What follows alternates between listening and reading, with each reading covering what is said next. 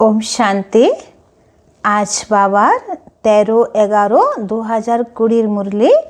आज के मुरलिर विशेष पॉइंट बाबा बोलছেন যে এখন ভুল ভুলাইয়ার খেলা চলছে। মানা তোমরা যত বাবাকে স্মরণ করার চেষ্টা করছো, মায়া তোমাদেরকে ভুলিয়ে দিচ্ছে। তো এই ভুল ভুলাইয়ার খেলাতে তোমরা ফেঁসো না। তোমরা সবসময় নিশ্চয় বুদ্ধি হয়ে তোমরা বাবাকে याद করো। এক বল এক ভরসা সবসময় বাবার প্রতি রাখো, তাহলে তোমাদের এই নৌকা বীচ ভঁবর থেকে পেরিয়ে যাবে, পার হয়ে যাবে। তারপরে বাবা আজকে বলেছেন যে এখন সামনে বিনাশের সময় আসছে, তো তোমাদেরকে সবসময় কি একটা কথা মনে রাখতে হবে। তো বাবা আবার উত্তরে বলছেন যে তোমাদেরকে সবসময় কথা মনে রাখতে হবে যে বাবার জ্ঞান ছাড়া, বাবার পড়াই ছাড়া আর আমরা যেন কোনো কিছু মনে না রাখতে পারি। সব কিছু ভুলে যেতে হবে, কেন সব কিছুই বিনাশ হবে। তো একমাত্র বাবার এই অবিনাশী জ্ঞানরত্নরূপী ধনই আমাদের সঙ্গে যাবে। ঈশ্বরীয় পড়া সবসময় মনে রাখতে হবে যে আজ বাবা মুরলিতে কি বলেছেন, আজকে বাবা বিশেষ শ্রীমত কি দিয়েছেন, আজকে সারাদিনের জন্য বাবা যোগের জন্য কি বলেছেন, সারাদিন বাবা আজকে সেবার জন্য কি বলেছেন, বাবা ধারণার জন্য কি বলেছেন বাবা, সে আর বাকি আমাদের যে জ্ঞানের মুখ্য মুখ্য পয়েন্ট বাবা কি বলেছেন। তো জ্ঞান, যোগ, ধারণা, সেবা এই চারটে সাবজেক্টের উপরে বাবা আজকে কি পড়ালেন এটা আমাদেরকে মনে রাখতে হবে। মুরলির সমস্ত পয়েন্টকে আমাদেরকে মনে রাখতে হবে। তো বারবার মুরলির অধ্যয়ন, মনন, চিন্তন করতে হবে। তো ভাবছি শুধু পড়া ছাড়া আর কিছুই মনে রেখো না। তারপরে বাবা আজকে বললেন যে শান্তি হচ্ছে তোমার আত্মার মূল স্বধর্ম। তোমরা এখন জানছো যে আমি আত্মা, শরীর নেই, আর আমার মূল স্বধর্ম হচ্ছে শান্তি। তো সাধু সন্ন্যাসীরা এটা বলে যে আত্মার স্বধর্ম হচ্ছে শান্তি, অথচ তারা নিজেরাই শান্তির খোঁজে বন জঙ্গলে, পর্বতে, পাহাড়ে ঘুরে বেড়ায়। তো বাবা বলছেন যে একটা দৃষ্টান্ত আছে, উদাহরণ আছে যে রানীর গলাতেই হার ছিল, কিন্তু সে নিজেকে দেখতে পারছিল না বলেই সে সারা শহরে হার খুঁজে বেড়াচ্ছিল। পরে জানা গেল যে রানীর তো নিজের গলাতেই হার আছে। তো ঠিক সেরকম আত্মার মূল স্বধর্মই হচ্ছে শান্তি। আত্মার ভিতরেই তো শান্তি আছে, কিন্তু আত্মা যেহেতু নিজের পরিচয় ভুলে গেছে বলে সে জায়গায় জায়গায় গিয়ে শান্তি খুঁজছে। তো তোমরা এখন জানো যে আমরা শান্তি ধামের নিবাসী, আমার পিতা শান্তির সাগর, আমি আত্মা শান্ত স্বরূপ। তো তোমাদেরকে শান্তির জন্যে এদিকে ওদিকে ভটকানোর কোনো দরকার নেই। তারপরে আজকে বাবা বললেন যে 21 জন্মের জন্যে তোমরা আত্মারূপী জ্যোতিকে জাগাচ্ছ বাবার ইয়াদের দ্বারা। তো বাবার ইয়াদ দ্বারা আত্মারূপী জ্যোতি 21 জন্মের জন্য জেগে যাচ্ছে। এটাই হচ্ছে আসল দীপাবলি। তারপরে বাবা বললেন যেমন দীপাবলির সময় পুরনো হিসাব কিতাবের খাতা শেষ করে নতুন হাল খাতা শুরু হয়, তো ঠিক সেরকম তোমরাও এখন এই 63 জন্মের দাপর যুগ থেকে কলিযুগ পর্যন্ত যা কিছু বিকর্ম করেছো, এই সমস্ত পুরনো হিসাব কিতাব খাতা যুক্ত করে তোমরা সত্যযুগের জন্য নতুন হাল খাতা শুরু করছো। মানে নতুন প্রালব্ধের খাতা, ইনকামের খাতা তোমাদের শুরু হচ্ছে। তো নতুন প্রালব্ধের খাতার শ্রী গণেশ তোমরা এখন সঙ্গম যুগে করছো। এই জন্যে দীপাবলির দিন লক্ষ্মী ওম গণেশের পুজো হয়। তো বাবা বলছেন যে সত্যযুগে লক্ষ্মী নারায়ণের রাজত্ব থাকবে, কিন্তু ভারতবাসী কেউ জানে না যে লক্ষ্মী নারায়ণের রাজত্ব কবে ছিল। তো এইভাবে লক্ষ্মী নারায়ণের রাজত্ব আসছে, তোমাদেরকে এটা খুব খুশিতে মনকে রাখতে হবে যে আমরা কত ভাগ্যবান যে আমাদের আদি সনাতন দেবী দেবতা ধর্মের বা আদি সনাতন দেবী স্বরাজ্যের স্থাপনা পুনরায় হচ্ছে। তো বলছে তোমাদের রাজ্যে সুখ আর শান্তি দুটোই হবে। মানুষ তো শুধু শান্তির জন্যে মানে শান্তিকে খুঁজে বেড়াচ্ছে, কিন্তু তোমরা তো শান্তি আর সুখ দুটোই পাচ্ছ। তো এইভাবে বাবা আজকে আমাদের দীপাবলির খুব সুন্দর রহস্য বলেছেন। চলুন এবার আমরা বাবার পুরো মুরলি বিস্তারিতভাবে শুনব। मीठे बच्चे, यह भूल भुलैया का खेल है। तुम घड़ी घड़ी बाप को भूल जाते हो। निश्चय बुद्धि बनो तो इस खेल में फंसेंगे नहीं। বাবা বলছেন এটা ভুল ভুলাইয়ার খেলা, তুমি বারবার বাবাকে ভুলে যাচ্ছ, তো নিশ্চয় বুদ্ধি হও, তাহলে এই খেলায় তুমি ফাंसবে না। प्रश्न है, कयामत के समय को देखते हुए तुम बच्चों का कर्तव्य क्या है? বাবা জিজ্ঞেস করছেন যে বিনাশের সময় খুব কাছে চলে আসছে, তো এখন তোমাদের কর্তব্যটা কি আছে? तो बाबा उत्तरे बोलছেন, तुम्हारा कर्तव्य है अपनी पढ़ाई में अच्छी रीति लग जाना।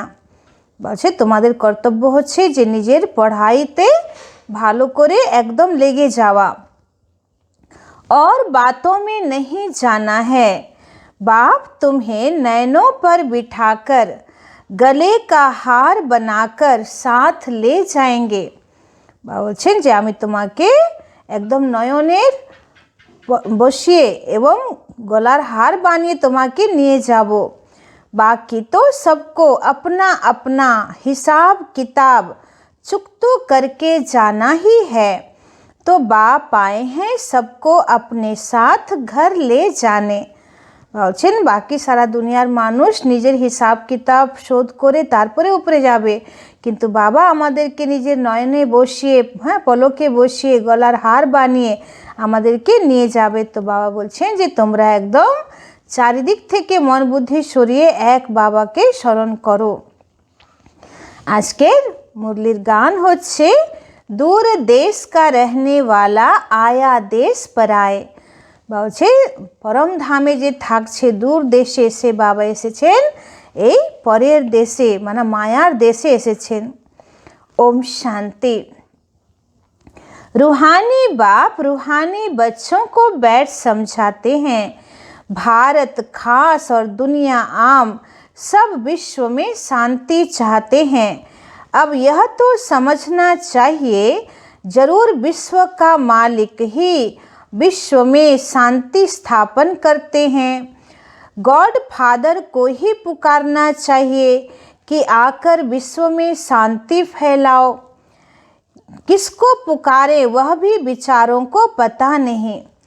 বলছেন বিশ্বে এখন এত অশান্তি যে শান্তির জন্য সবাই ভগবানকে ডাকছে, কিন্তু সে ভগবান কোথায়, কাকে ডাকলে বিশ্বে শান্তি আসবে বা আমাদের জীবনে শান্তি আসবে, এটা কেউ জানছে না। सारे विश्व की बात है ना, सारे विश्व में शांति चाहिए। अब शांति का धाम तो अलग है, जहाँ बाप और आप आत्माएं रहती हो। यह भी बेहद का बाप ही समझाते हैं। अब इस दुनिया में तो ढेर के ढेर मनुष्य हैं, अनेक धर्म हैं। कहते हैं एक धर्म हो जाए तो शांति हो, सब धर्म मिलकर एक तो हो नहीं सकते।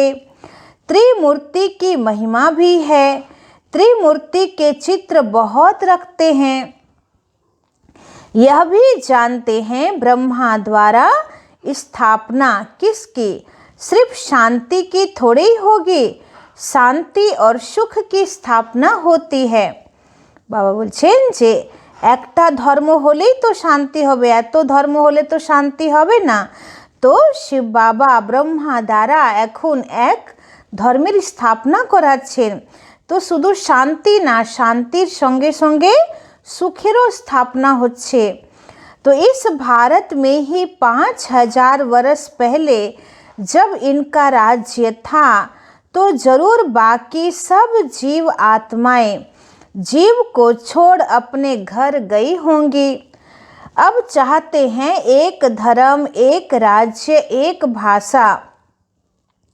अब तुम बच्चे जानते हो, बाप शांति सुख संपत्ति की स्थापना कर रहे हैं। एक राज्य भी जरूर यहाँ ही होगा ना, एक राज्य की स्थापना हो रही है, यह कोई नई बात नहीं है।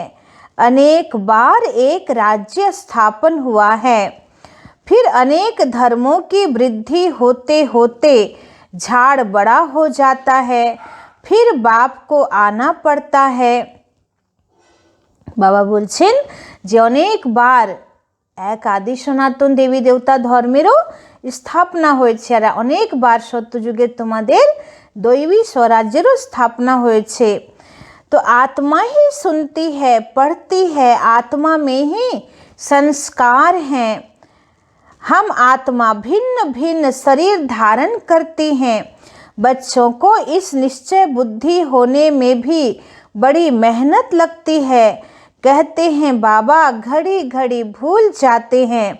बाप समझाते हैं यह खेल भूल भुलैया का है, इसमें तुम जैसे फंस गए हो।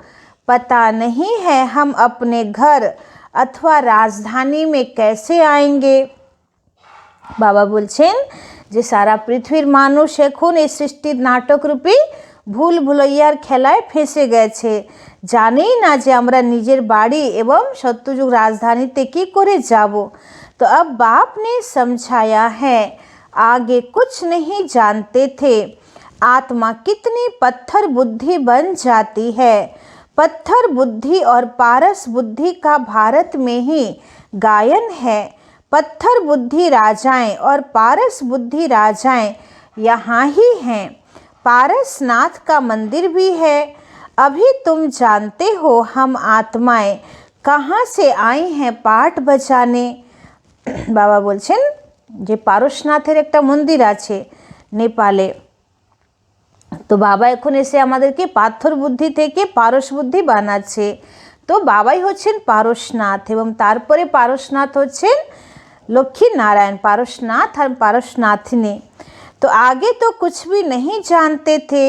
इनको कहते हैं कांटों का जंगल। यह सारी दुनिया कांटों का जंगल है। फूलों के बगीचे को आग लगी ऐसा कभी सुना नहीं होगा। हमेशा जंगल को आग लगती है।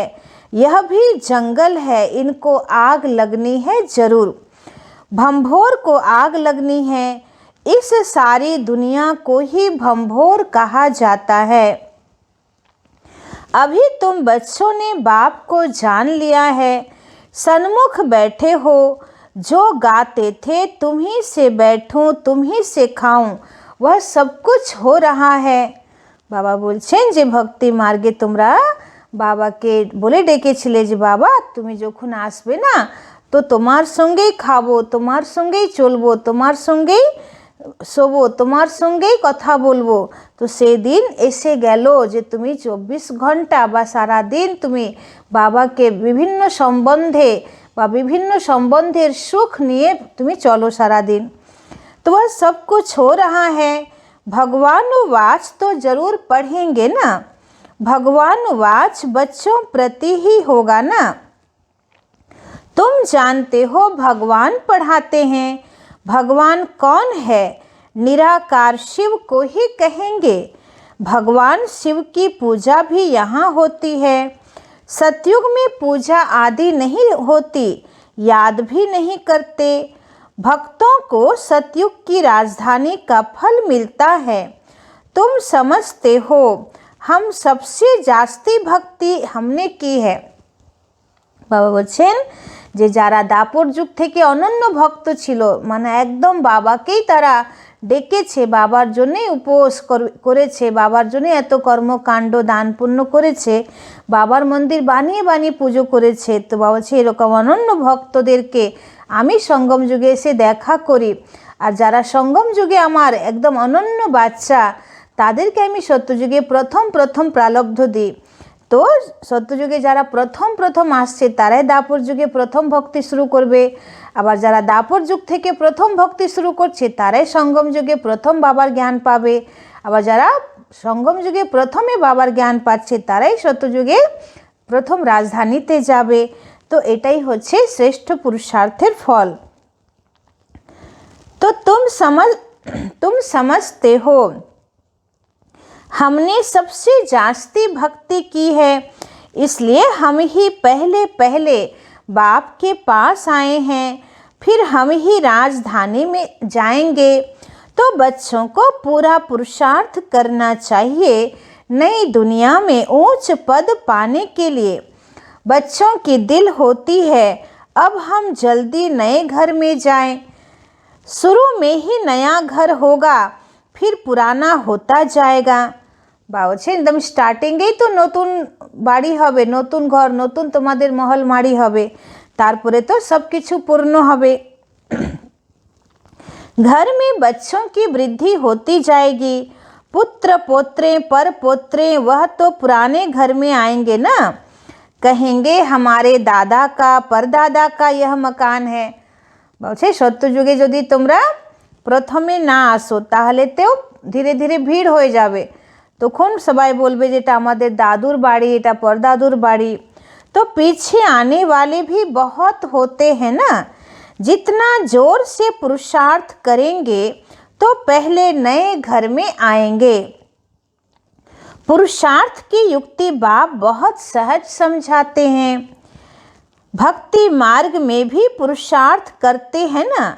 बहुत भक्ति करने वालों का नाम वाला होता है। कई भक्तों की स्टैंप भी निकालते हैं।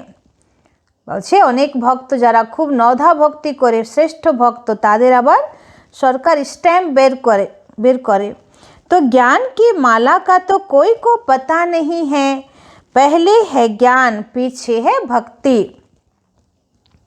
तो यह तुम बच्चों की बुद्धि में है। आधा समय है ज्ञान सतयुग त्रेता। अभी तुम बच्चे नॉलेजफुल बनते जाते हो। सदैव टीचर फुल नॉलेज वाले होते हैं ना। बाबू कहे भालो टीचर तारा सब समय फुल नॉलेज थाके। स्टूडेंट में नंबर वार मार्क्स उठाते हैं। तो यह है बेहद का टीचर। तुम भी बेहद के स्टूडेंट तो नंबर वार ही पास होंगे। तो जैसे कल्प पहले हुए हैं, बाप समझाते हैं तुमने ही 84 जन्म लिए हैं। 84 जन्मों में 84 टीचर होते हैं। पुनर्जन्म तो जरूर लेना ही है। बलছেন যে 84 जन्मे आमादेरो 84टा टीचर आछे। तो पहले जरूर सतो प्रधान दुनिया होती है, फिर तमो प्रधान दुनिया होती है। मनुष्य भी तमो प्रधान होंगे ना। झाड़ भी पहले नया सतो प्रधान होता है। नए पत्ते बहुत अच्छे अच्छे होते हैं। यह तो बेहद का झाड़ है। ढेर धर्म है। तुम्हारी बुद्धि अब बेहद तरफ जाएगी। कितना बड़ा झाड़ है। पहले पहले आदि सनातन देवी देवता धर्म ही होगा, फिर वैरायटी धर्म आएंगे।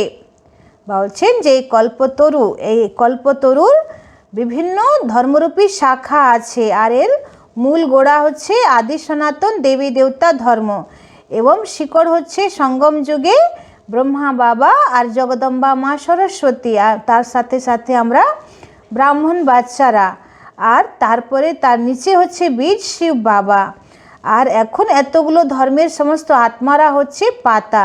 তো বলছে ভালো ভালো আত্মারাও আসে, তারা ফল হিসাবে আসে। तो तुम जानते हो कल्प कल्प 84 का चक्र हम फिरते रहते हैं। 84 के चक्र में हम ही आते हैं। 84 लाख जन्म कोई मनुष्य की आत्मा नहीं लेती है। वह तो वैरायटी जानवर आदि ढेर हैं, उनकी कोई गिनती भी नहीं कर सकते। मनुष्य की आत्मा ने 84 जन्म लिए हैं। বা বলছেন যে 84 জন্মের চক্রে তো মানুষই আসছে, বাকি 84 লক্ষ যোনি মানুষ আত্মা কখনো নেয় না। তো বা বলছে ভ্যারাইটি জন্তু জানোয়ার আছে, তাদের 84 লক্ষ যোনি আছে, মানে তারাও 84 লক্ষ যোনিতে ভ্রমণ করে না। কিন্তু যদি পুরো পৃথিবীতে এতগুলো জীব জন্তু যে যোনিটা সেটা 84 লক্ষ হতে পারে, কিন্তু মনুষ্য আত্মা 84 লক্ষ যোনিতে ভ্রমণ করে না। तो उनकी कोई गिनती भी नहीं कर सकते। मनुष्य की आत्मा ने 84 जन्म लिए हैं। तो यह पाठ बजाते बजाते एकदम जैसे टायर्ड हो गए हैं, दुखी बन गए हैं। सीढ़ी उतरते सतो प्रधान से तमो प्रधान बन गए हैं। तो बाप फिर तमो प्रधान से सतो प्रधान बनाते हैं। बाप कहते हैं मैं तमो प्रधान शरीर तमो प्रधान दुनिया में आया हूँ। বলছেন যে আমি পুরো तमोप्रधान शरीरे और तमोप्रधान दुनियाएं आसी। अब सारी दुनिया तमोप्रधान है। मनुष्य तो ऐसे कह देते, सारे विश्व में शांति कैसे हो, समझते नहीं कि विश्व में शांति कब थी। बाप कहते हैं तुम्हारे घर में तो चित्र रखे हैं ना, इनका राज्य था तो सारे विश्व में शांति थी, उनको स्वर्ग कहा जाता है। नई दुनिया को ही हेवन गोल्डन एज कहा जाता है। अभी ये पुरानी दुनिया बदलनी है। वह राजधानी स्थापन हो रही है। विश्व में राज्य तो इनका ही था। लक्ष्मी नारायण के मंदिर में बहुत मनुष्य जाते हैं। यह थोड़े किसी की बुद्धि में है कि यही भारत के मालिक थे। बुझें लक्ष्मी नारायणেर मंदिरे सारा विश्वेर लोक जाए, किन्तु मानुष बुझते पारे ना जे लक्ष्मी नारायणई भारतवर्षेर मालिक छिलो, माने सत्ययुगेर प्रथम महाराजा महारानी छिलेन एनारा। इनके राज्य में जरूर सुख शांति थी। 5000 वर्ष की बात है जब इनका राज्य था। आधा कल्प के बाद पुरानी दुनिया कहा जाता है। इसलिए धंधे वाले स्वास्तिका रखते हैं चौपड़े में। उनका भी अर्थ है ना बोलছেন যে आधा कल्पेर परे दुनिया पूर्ण हो जाए, एजन्य যারা ব্যবসায়ীরা তারা স্বস্তিকা চিহ্ন লাগায়। স্বস্তিকা माना चक्र, काल चक्र। तो आधा कल्प सुखे राज्य और आधा कल्प दुखे राज्य। वह तो गणेश कह देते हैं। गणेश को फिर विघ्न विनाशक देवता समझते हैं। स्वस्तिका में पूरे 4 भाग होते हैं। यह सब है भक्ति मार्ग। अभी दीपावली मनाते हैं। वास्तव में सच्ची सच्ची दिवाली याद की यात्रा ही है, जिससे आत्मा की ज्योति 21 जन्मों के लिए जग जाती है। बोलছেন आसल दीपावली होच्छे बाबार याद, जे याद द्वारा आत्मार प्रदीप जेगे जाच्छे 21 जन्मेर जन्ने। तो बहुत कमाई होती है। तुम बच्चों को बहुत खुशी होनी चाहिए। अभी तुम्हारा नया खाता शुरू होता है। नई दुनिया के लिए 21 जन्मों के लिए खाता अभी जमा करना है। अब बाप बच्चों को समझाते हैं। अपने को आत्मा समझ सुन रहे हो। आत्मा समझ सुनेंगे तो खुशी भी रहेगी। बाप हमको पढ़ाते हैं। भगवान वाच भी है ना बोलছেন যখন তোমরা নিজেকে আত্মা ভেবে বাবার জ্ঞান শুনবে তবে তোমাদের ভিতরে খুশি থাকবে। बाप हमको पढ़ाते हैं। भगवान वाच भी है ना। भगवान तो एक ही होता है, तो जरूर वह आकर शरीर लेता होगा, तब भगवानुवाच कहा जाता है। यह भी किसी को पता नहीं, तब नेति नेति करते आए हैं। कहते भी हैं वह परमपिता परमात्मा है, फिर कह देते हम नहीं जानते। बोलছেন सबाई भगवान के खुजे बेड़ाচ্ছে डाकছে, किन्तु भगवान के एखोनो तारा जानते पारছে ना। तो एकदिके बोलेও দেয় যে আমরা ভগবানের অন্ত পাচ্ছি না, নেতি নেতি। আবার অনেকেরা বলে দেয় যে আমরাই তো ভগবান, আমরাই তো शिव।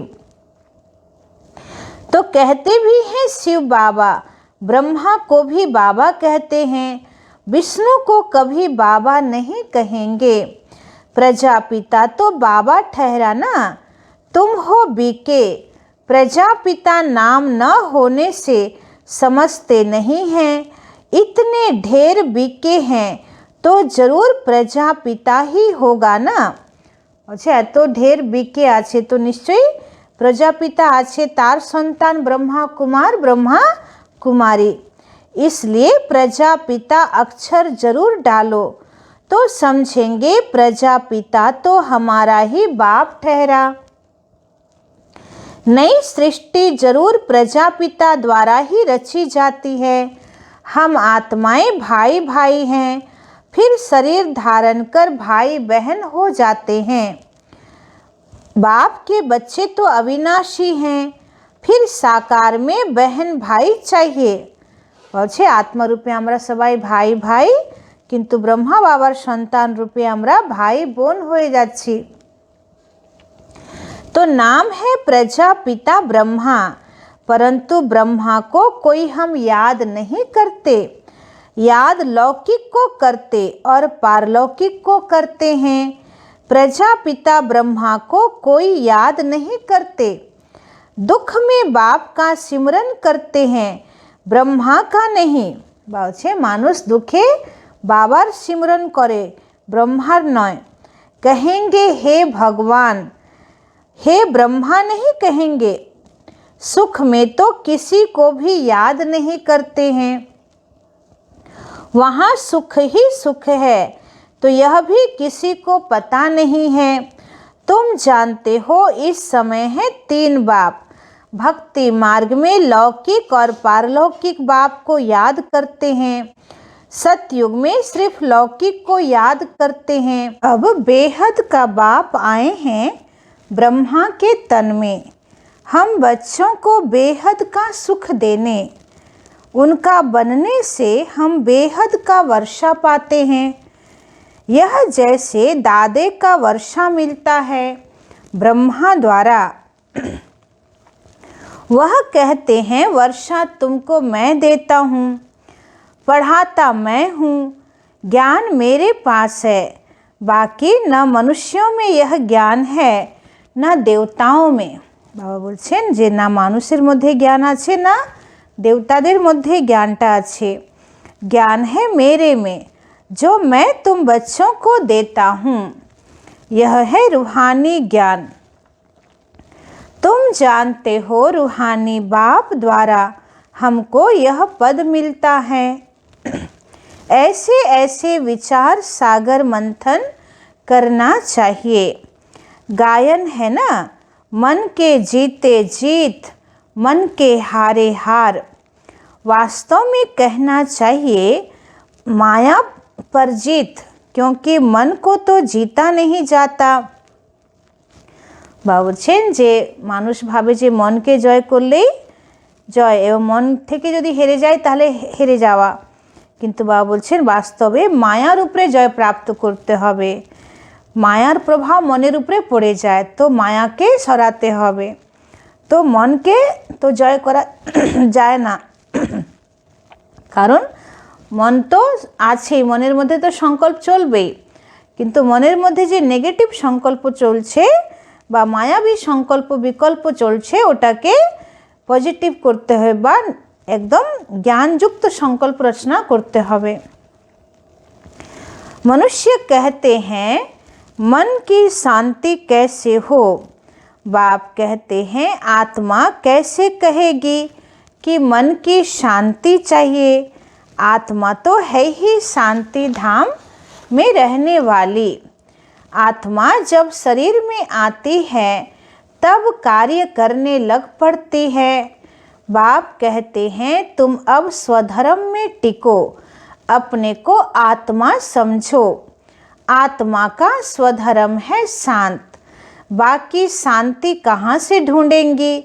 इस पर रानी का भी दृष्टांत है हार का।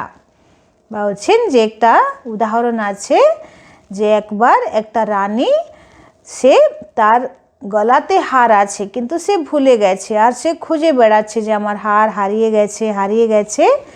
তারপরে সে কুয়োতে গেল, তো কুয়োতে জলে নিজের প্রতিবিম্ব দেখলো, তখন দেখছে যে আমার হার তো আমার গলাতেই আছে।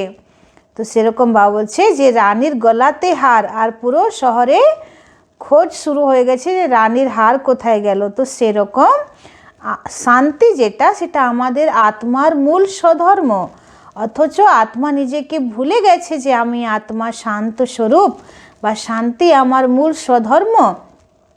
তো সে কী করছে, জঙ্গলে বনে পাহাড়ে গুরু গোসাইদের কাছে আশ্রমে মন্দিরে নদীর ধারে সমুদ্রের তীরে সে শান্তি খুঁজে বেড়াচ্ছে। तो सन्यासी दृष्टांत देते हैं और फिर खुद जंगल में जाकर शांति ढूंढते हैं। बाप कहते हैं तुम आत्मा का धर्म ही शांति है। शांति धाम तुम्हारा घर है जहाँ से तुम पाठ बजाने आते हो। शरीर से फिर कर्म करना पड़ता है। शरीर से अलग होने से सन्नाटा हो जाता है। आत्मा ने जाकर दूसरा शरीर लिया, फिर चिंता क्यों करनी चाहिए? वापस थोड़े ही आएगी। बाबा बोलছেন যে মানুষ যখন মারা যায় তখন কত দুঃখী হয় সবাই। তো বাবা বলছে যে এত দুঃখী হওয়ার কোনো দরকার নেই। আত্মা একটা শরীর ছেড়ে আরেকটা নতুন দেহ ধারণ করেছে, এটাতে চিন্তা করার কি আছে? সে আত্মা আর ওই পুরনো শরীরে বা ওই শরীর তো অকেজ্য হয়ে গেছে, ওটা তো পুরানো হয়ে গেছে বা কবরে দাখিল হয়ে গেছে, সেই শরীরে তো আত্মা আর ফিরে আসতে পারে না। আর আত্মা যেই বেরিয়ে যায় 5 ঘন্টার পরেই শরীরের সমস্ত অঙ্গ প্রত্যঙ্গ নষ্ট হয়ে যায় ভিতরে, তখন তো আর ওই শরীরে আত্মা আসতেও পারবে না। परंतु मोह सताता है। तो কেন মানুষ এত দুঃখী হয়? কারণ সকলের মোহ থাকে, সে মোহের জন্য কান্নাকাটি করে। वहाँ तुमको मोह नहीं सताएगा। বলছে সত্যযুগে মোহ থাকবে না। वहाँ 5 विकार होते नहीं। रावण राज्य ही नहीं है, वह है राम राज्य। हमेशा रावण राज्य हो तो फिर मनुष्य थक जाए, कभी सुख देख न सके। अभी तुम आस्तिक बने हो और त्रिकालदर्शी भी बने हो। मनुष्य बाप को नहीं जानते, इसलिए नास्तिक कहा जाता है। अभी तुम बच्चे जानते हो, यह शास्त्र आदि जो पास्ट हो चुके हैं, यह सब है भक्ति मार्ग। अभी तुम हो ज्ञान मार्ग में।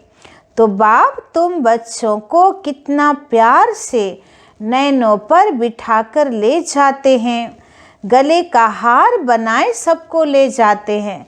বাবা বলছেন যে আমি তোমাদেরকে খুব স্নেহে নয়নে বসিয়ে নিয়ে যাব।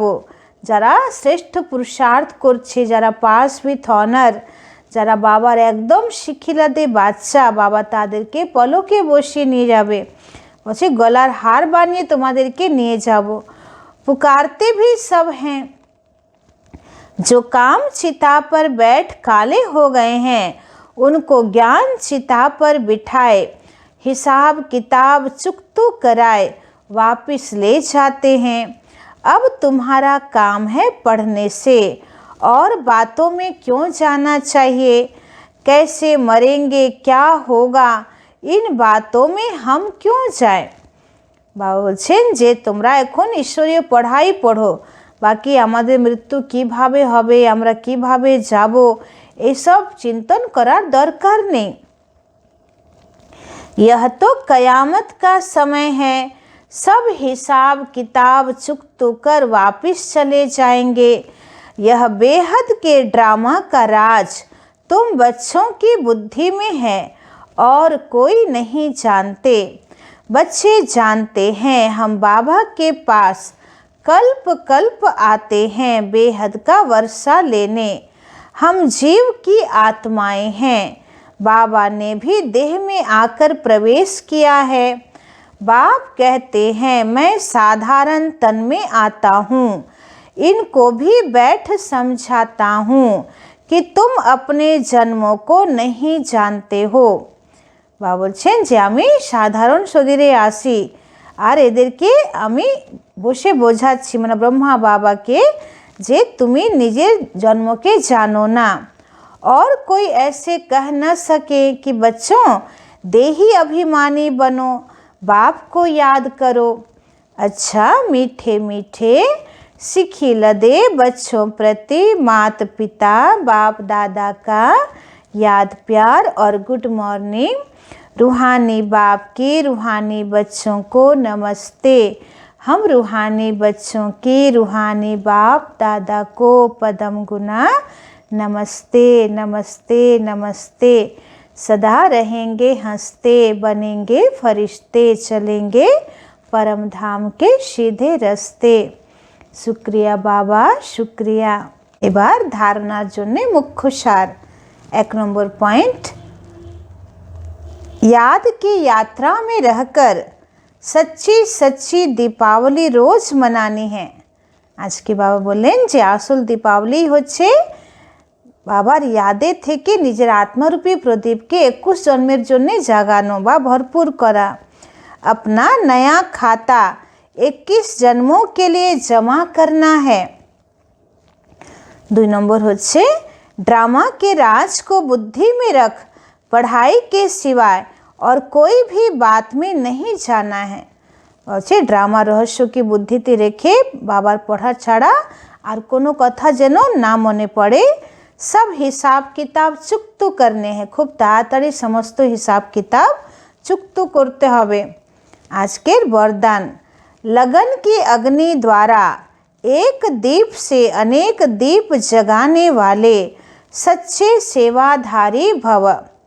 বলছে লগনের অগ্নি দ্বারা একটা দ্বীপ থেকে অনেক দ্বীপ জাগানোর জন্য सच्चा सेवाधारी हो। जैसे दीपावली पर एक दीप से अनेक दीप जगाते, दीपमाला बनाते दीपक में अग्नि होती है, ऐसे आप दीपकों में लगन की अग्नि हैं। अगर एक एक दीपक के साथ लगन लग गई तो यही सच्ची दीपमाला है।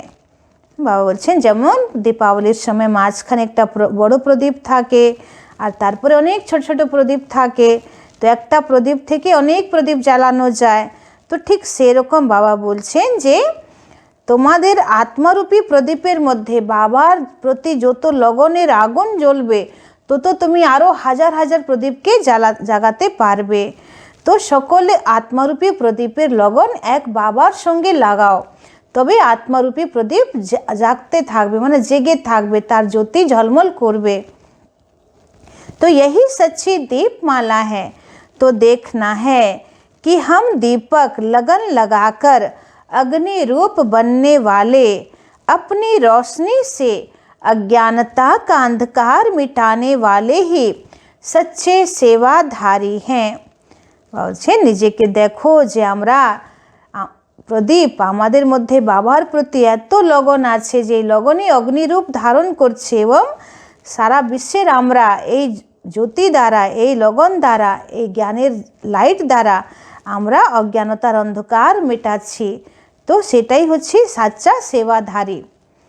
আজকের স্লোগান, एक बल एक भरोसा, इस पाठ को सदा पक्का रखो तो बीच भंवर से सहज निकल जाएंगे। বলছে এক বল এক ভরসা, এই পাঠকে সবসময় পাক্কা রাখো। তো বাবা বলছে যে আমাদের যে নৌকা একদম মাঝখানে পড়ে আছে, নদীর মাঝখানে পড়ে আছে, তো এই বীজ ভঁবর থেকে আমরা সহজে বেরিয়ে যাব। তো সবসময় মনে রাখতে হবে যে আমার এক বাবা ছাড়া অন্য কেউ নাই, এক বল এক ভরসা। ওম শান্তি। আজকে দীপাবলির সকলের সবাইকে শুভ কামনা, শুভ ভাবনা এবং সবাইকে এটাই বাধাই দেওয়া হচ্ছে যে আমরা হচ্ছি আসল চৈতন্য প্রদীপ। আমরা যত অবিনাশীভাবে শাশ্বতভাবে জেগে থাকবো তত আমরা বিশ্বের অজ্ঞানতার অন্ধকারকে দূর করতে পারবো। ওই মাটির প্রদীপ তো কিছুক্ষণ জ্বলবে তারপরে নিভে যাবে, কিন্তু আমাদের আত্মারূপী জ্যোতিকে যত বাবার জ্ঞান যোগ এসব দিয়ে আমরা যদি জাগাতে থাকবো তাহলে এই জ্যোতি 21 জন্মের জন্য ঝলমল করবে আর আমরা এই বিশ্বের অন্ধকার, দুঃখ অশান্তির অন্ধকারকেও দূর করতে পারবো। এইভাবে আমরা সাচ্চা সাচ্চা দীপাবলি পালন করব। ওম শান্তি।